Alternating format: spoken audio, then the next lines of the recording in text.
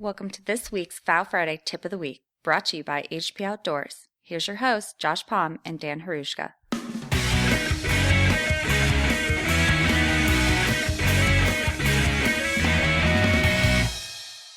Hey guys, it's Josh and Dan, and we're back with another Fowl Friday quick tip of the week. This week, we're going to talk to you about some tips that you can employ when the weather gets cold and the water locks up. The first part of it is going to be dealing with the water itself. If you've got it around, you need to head to the big water. If your normal potholes and your flooded timber areas are locked up, the birds are going to head to those open waters. And, some of these large reservoirs and lakes provide some of the only opportunities that they have to find water. And just because cold weather moves in does not mean that all of the birds in your area are going to migrate out. Some of them certainly will, but some of your other more hardy ducks and geese will stay around for a while as long as they can locate food in some open water. So these big water spots are still going to be ideal at this opportunity for your diver ducks and things like that.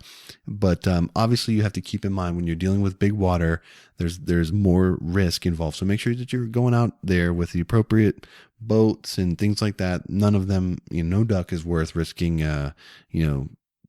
your safety to chase out onto the big water. If getting out on big water is not an option for you, the other thing you need to be looking for in these events is moving water.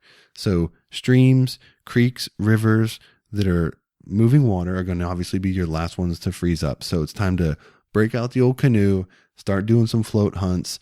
And, as you're floating down these creeks and these rivers, when you're rounding bends, hug to the inside, keep yourself concealed as long as possible. So long as it's legal to do so in your state, you can float these rivers and get some great shooting opportunity on a lot of ducks in this manner. You can also get some great hunts where you set up in a particular area if you find a spot in these creeks where the water is open and the ducks are concentrating there. So don't discount this as a good place to set up and ambush on puddle type ducks, mallards, and things like that if you have that opportunity in your area.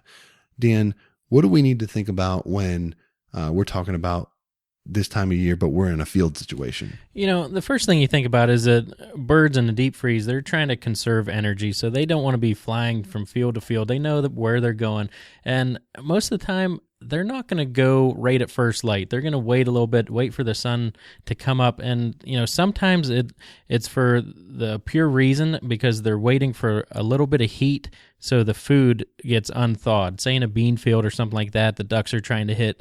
If the beans are frozen to the ground, they're going to struggle to get it out. So they'll wait a little bit. They know that, and they'll go in a little bit later. One tip that I really like is geese. When you're doing your setup, make sure that you have shells out there. When you see a bunch of geese land in snow, they're going to lay down and then stand up, and then lay down and stand up. And what they're doing is they are thawing out the snow so they can get to the food. So if you see, when you're putting your spread out, make sure that you use shells. Another thing is silos. If you're in a bad snowstorm, a silhouette decoy will not get snow on the back. They really pop. They really stand out. That's just something that you absolutely need when you're out there. Another thing you absolutely need is worrying about concealment. And a snow cover in snow is an absolute must. No matter what kind of spray paint you put on your blind or anything like that, you definitely need a snow cover.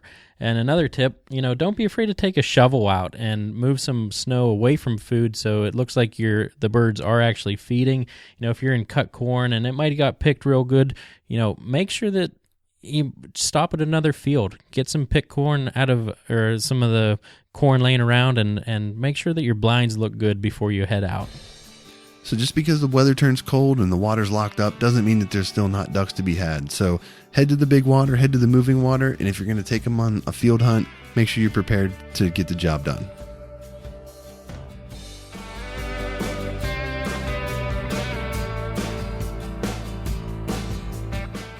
Looking for more waterfowl hunting tips and techniques? Visit hpoutdoors.com or subscribe to the HP Outdoors Waterfowl podcast on iTunes.